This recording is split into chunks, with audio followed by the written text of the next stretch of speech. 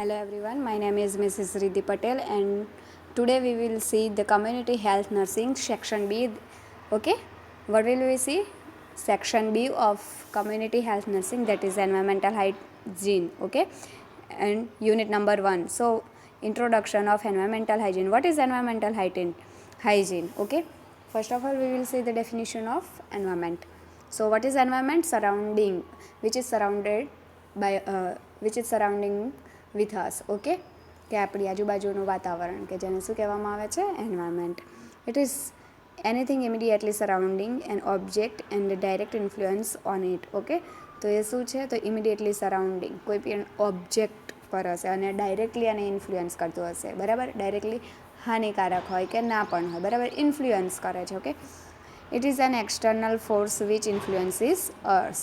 બરાબર, તો એન્વાયરમેન્ટ શું છે? તો એક એક્સટર્નલ બાહ્ય વાતાવરણ છે, external force. Okay, what is external, what is internal? Internal that means અંદરનું અને એક્સટર્નલ દેટ મીન્સ બહારનું. Okay, next is definition of environmental health according to WHO. Environmental હેલ્થની definition according to WHO: the control of all those factors in man's physical environment. Okay, કયા factors કે જે કોઈ પણ મનુષ્ય હશે એના ફિઝિકલ એન્વાયરમેન્ટ પર અસર કરતો હશે, એ કંટ્રોલ હશે. Which exercise or may exercise harmful effect. Okay, એ શું કરતું હશે? તો harmful effect on his physical development. Okay, એ મેઇનલી 3 ઉપર હાર્મફુલ હોઈ શકે છે. એક તો physical development, health and survival or particular people. Okay, so what is environmental health? તો control of all those factors in man's physical environment. Okay, which exercise or may exercise harmful effect on his physical development, health and survival. Next is components of environment.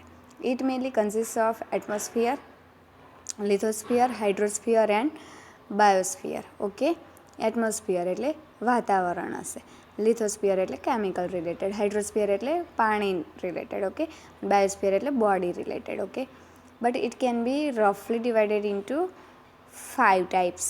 Okay, components of એન્વાયરમેન્ટની અંદર mainly કેટલા type છે? 5. First one is micro environment. That is micro એટલે નાનું હશે, small particle જેને consist કરવામાં આવે છે. Okay, macro environment that means micro કરતાં થોડું મોટું હશે, macro. Okay, physical environment that is related to body. Okay, next is biotic environment. What is biotic environment? તો પ્લાન્ટ રિલેટેડ હશે, છોડવા related. Okay, plant leaves. Okay, then last one is psychosocial environment. Okay, so psychosocial. Okay, mentally. So we will see step by step the types of that environment. Okay, first one we will see the micro environment. So what is micro environment? It refers to the immediate local surrounding of the organism. જે પણ organism હશે એનું જે local, બરાબર, immediate તરત જ થતું હશે અને લોકલ સરાઉન્ડિંગ. બરાબર, that is micro. Next is macro environment. So what is macro environment? It refers to all the physical and biotic conditions that surrounded the organism externally. Okay, તો માઇક્રોની અંદર શું છે? તો ડાયરેક્ટલી હશે, ઇમિડિયેટ હશે surrounding પર અસર. બરાબર, મેક્રો એન્વાયરમેન્ટની અંદર શું છે? તો એ 2 વસ્તુ કન્સિસ્ટ કરે છે. ફર્સ્ટ છે physical and Biotique condition. Okay, what will it consist? Physical and Biotique conditions. અને શાનાથી સરાઉન્ડેડ થાય છે? તો ઓર્ગેનિઝમ એક્સટર્નલી, બહારથી. Okay, next is physical environment. So what is physical environment? It refers to all abiotic factors or conditions like temperatures, light. Okay, જે પણ temperature, હવે suppose for an example summer હશે, બરાબર, like April છે, મે છે, જૂન છે, તો ત્યાં આગળ શું હશે? તો હીટ વેવ વધારે હશે. હવે બહારનું જ વાતાવરણ જે છે, બરાબર, ટેમ્પરેચર, બહારનું ટેમ્પરેચર વધારે છે તો અલ્ટિમેટલી ઘણા લોકોને તમે જોયું હશે ચક્કર આવતા હશે, ડાયરિયા થઈ ગયા હશે, ડિહાઇડ્રેશન થતું હશે, હાર્ટ એટેકથી પણ લોકો મરી જતા હોય છે. બરાબર, so ultimately temperature will affect the human. Okay, that is physical environment. Okay, temperature particularly કોને અફેક્ટ કરે છે? તો હ્યુમન બોડીને. Okay, next is light. હવે લાઇટની અંદર કેવું હશે? તો ઘણા લોકોને એવું હશે કે કોઈને ડીમ લાઇટ પસંદ હશે, કોઈને વધારે લાઇટ પસંદ હોય. ઘણા લોકોને એવું હશે કે લાઇટ શરૂ રાખે ત્યારે નીંદ આવતી હોય, ઘણા લોકોને એવું હોય છે કે લાઇટ ઓફ હશે ત્યારે નીંદ આવતી હશે. ઓકે, સો અને લાઇટમાં કેવું હશે? એમાં પણ કે વધારે લાઇટ હશે તો કોઈને હેડેક થઈ જતું હશે. ઓકે, અને આંખ ખેંચાતી હોય.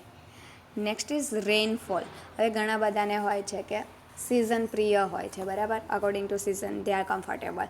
સમ people like winter season, okay, some one like summer and many people like rainfall season, okay, monsoon season. Next is soil, minerals, etc. It comprise of atmosphere, lithosphere and hydrosphere, okay. Next is biotic environment. So what is biotic environment? It includes all biotic factors or living forms like plants, animals, microorganisms, okay. biotic environment ની અંદર શું include થાય છે? તો living form હશે, બરાબર. Live હશે, leave મતલબ લિવિંગ ફોર્મ્સ, દેટ મીન્સ જીવતા હશે, ઓકે. બાયોટિક એન્વાયરમેન્ટની અંદર શું ઇન્ક્લુડ થાય છે? તો પ્લાન્ટ્સ, ઓકે, લાઈક ટ્રીઝ છે, પ્લાન્ટ્સ છે નાના નાના, animals and micro organisms. And the last one is psychosocial environment. So how psychosocial environment affect the human body? So that is them cultural values, customs, beliefs, habits, attitudes, morals, religion, education, lifestyle, community life, health services, social and political organizations, okay. If people are living in the community and they do not like particular that norm and policy of the culture, they would not like to stay in that particular community, okay, because they don't believe in all this and they have to work like their particularly they have to work like in the community policy, okay. That's why cultural values are ultimately affect the psychosocial, okay, mental disturbance thase. Next is customs, beliefs, okay.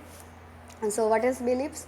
If the people is living in the community and his or her belief regarding particular topic is like બીજી રીતના હશે, okay. એ લોકોની belief અલગ હશે અને કમ્યુનિટીની belief અલગ હશે, તો એ રીતનું એ લોકોને અલ્ટિમેટલી અસર કરતું હોય છે. હેબિટ્સ, એટીટ્યુડ્સ છે, હેલ્થ રિલેટેડ એટીટ્યુડ્સ હશે એ લોકોના અલગ અલગ. મોરલ્સ વેલ્યુ અલગ અલગ હશે, લાઈક હિન્દુ, મુસ્લિમ, ક્રિશ્ચન, એ લોકો બધું અલગ રીતના બિલીવ કરતા હશે, ઓકે. રિલિજન અલગ અલગ રિલિજનમાંથી હશે. હવે એજ્યુકેશન, ઓકે, આપણે પણ સાંભળેલું છે કે એજ્યુકેટેડ પીપલ હશે જલ્દી સમજશે ને અનએજ્યુકેટેડ હશે એ લોકો જલ્દી નહીં સમજે, ઓકે. લાઈફસ્ટાઇલ્સ, લાઈફસ્ટાઇલ પણ અલ્ટિમેટલી શું કરે છે? તો સાયકોસોશિયલ એન્વાયરમેન્ટ મતલબ મેન્ટલી લાઈફસ્ટાઇલ પણ અસર કરતું હોય છે. Community life, health services, okay.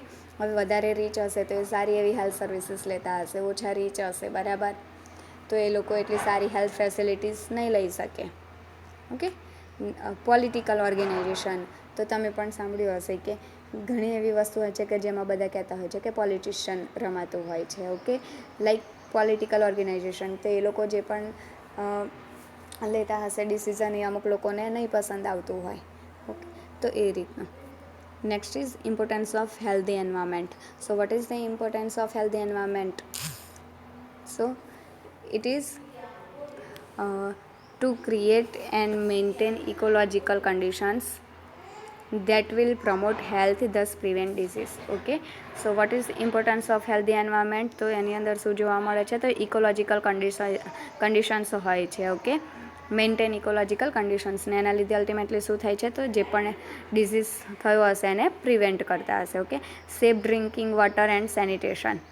તો હેલ્ધી એન્વાયરમેન્ટને શું કહેવામાં, હેલ્ધી એન્વાયરમેન્ટ કોને કહેવામાં આવે છે? એનું ઇમ્પોર્ટન્સ શું છે? તો સેફ ડ્રિંકિંગ વોટર અને sanitation proper સેવેજ drainage, okay.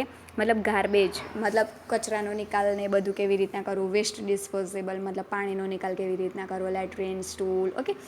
So this all will include the proper sewage drainage, okay. Protection against disease, how to protect against disease, okay. particular કોઈ ડિઝીઝ છે તો એની સામે પ્રોટેક્શન કેવી રીતે, લાઈક રિસેન્ટની લઈ લો કે COVID-19 છે તો એની આગળનો પ્રોટેક્શન મેઝર્સ કયા કયા હોય છે? તો frequently hand washing, using sanitization, social distancing should be maintain, and next is wearing mask, okay. That is the protection against particular disease. Next is improving the individual and community health status. So how we can improve the individual and community health status? First of all, we have to identify the problem, the need, then we have to provide health education, particularly disease condition, and we have to provide the health services, resources, okay. Provide healthful environment. So how we can provide the healthful environment? Again, identify the problem, their particular need, then we should provide the health education, and ultimately final is the health services. Okay, thus we can provide the healthful environment. Controlling the environmental pollution and protecting the environment.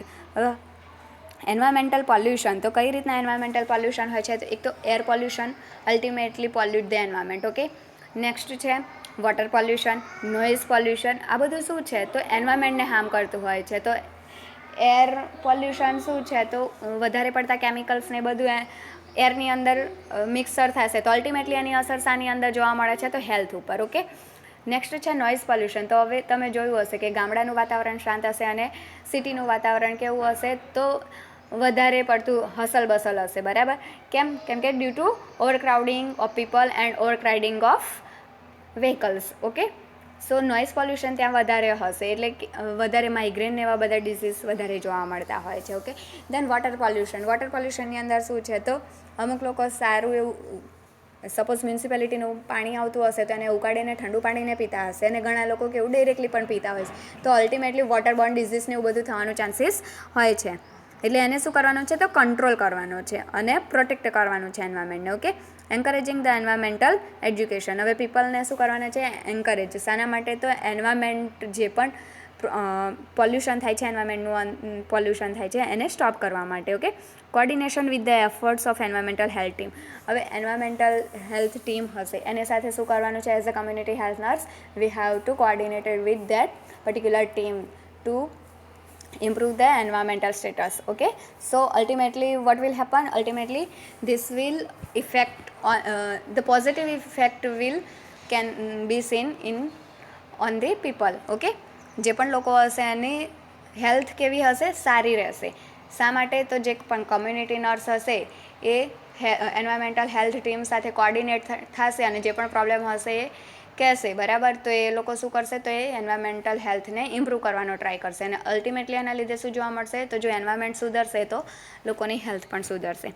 Florence Nightingale's concept of nursing care focused heavily on modifying the physical environment and included 5 essential points. Okay, જે Florence નાઇટિંગેલ હતા એ લોકો, એમનો main concept શું હતો? તો જે પણ physical environment છે ને એની અંદર એણે એની ઉપર સૌથી વધારે ફોકસ કર્યું હતું, મોડિફાઈ કર્યા હતા. બરાબર? જે પણ ફિઝિકલ એન્વાયરમેન્ટ છે એની ઉપર.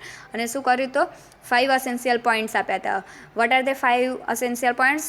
સો pure air, effective drainage, light, pure water and cleanliness. Okay, we have seen previously. Okay, કે કયા કયા છે? તો પ્યોર એર પોલ્યુશનને ઘટાડવાનું, ઇફેક્ટિવ ડ્રેનેજ મતલબ જે પણ ડ્રેનેજ સિસ્ટમ છે, અંડરગ્રાઉન્ડ છે, ઓપન ગ્રાઉન્ડ છે. બરાબર? તો જે પણ ડ્રેનેજ, સેવેજ ડ્રેનેજ છે, પ્રોપર સેવેજ ડ્રેનેજ કરવાનું છે. ઓકે, પછી છે લાઇટ, નેક્સ્ટ છે પ્યોર વોટર. બરાબર? Safe water, safe drinking water supply provide કરવાનું, અને ક્લીનલીનેસ. હવે આપણી આજુબાજુનું વાતાવરણ સ્વચ્છ હશે તો અલ્ટિમેટલી આપણે પણ સ્વચ્છ હોઈશું. ઓકે, મતલબ હેલ્થથી સારા એવા હોઈશું. આપણી હેલ્થ કેવી હશે? હાઈ હશે. બરાબર? સો if you have any doubt you can contact me. Bye bye, have a nice day.